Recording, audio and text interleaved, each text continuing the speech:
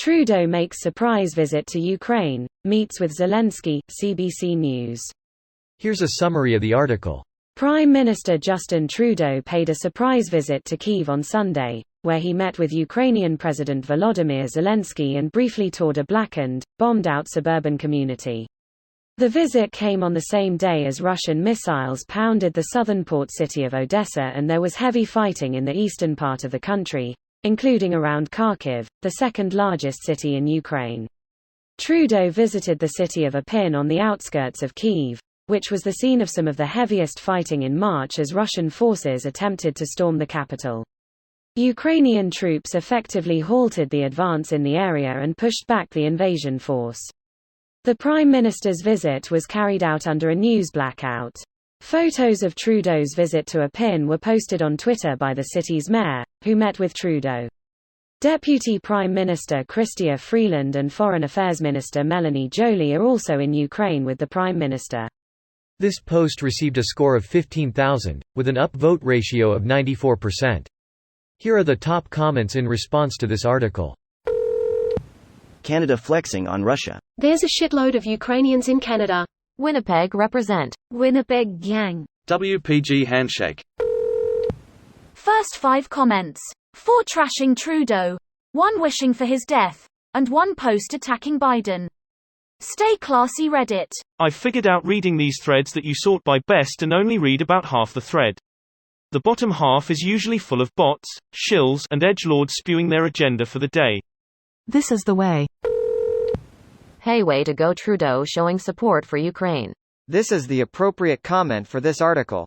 Death threats against Trudeau or not, to those unsavory folks in the bottom of this comment section. The chaff collects at the bottom of the barrel though. That's good to know and keep in mind.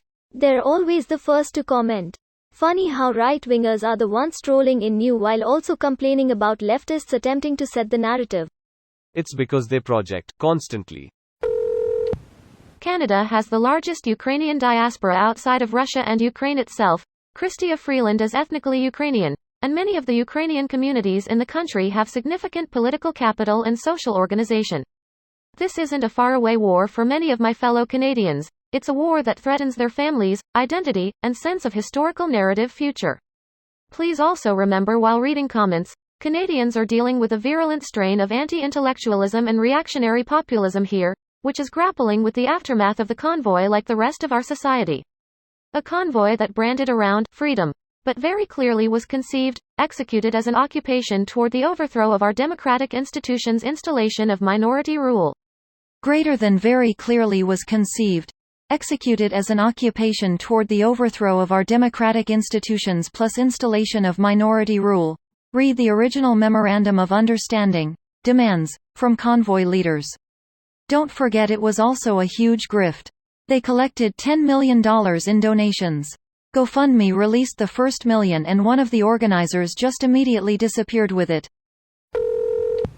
Man, the Trudeau is too scared to do anything like this? People sure are quiet. These are the same people who accused him of being weak when the Freedom Convoy was happening, it wasn't his problem, and then immediately accused him of government overreach when he did something about it. Conservative provincial government incompetence made it his problem. Hypocrisy is a weapon for fascists. They do it on purpose. This video was automatically created by Reddit to speech. The article and comments in this video were selected from Reddit according to their upvotes, and any paraphrasing was performed by smmry.com, without any human intervention.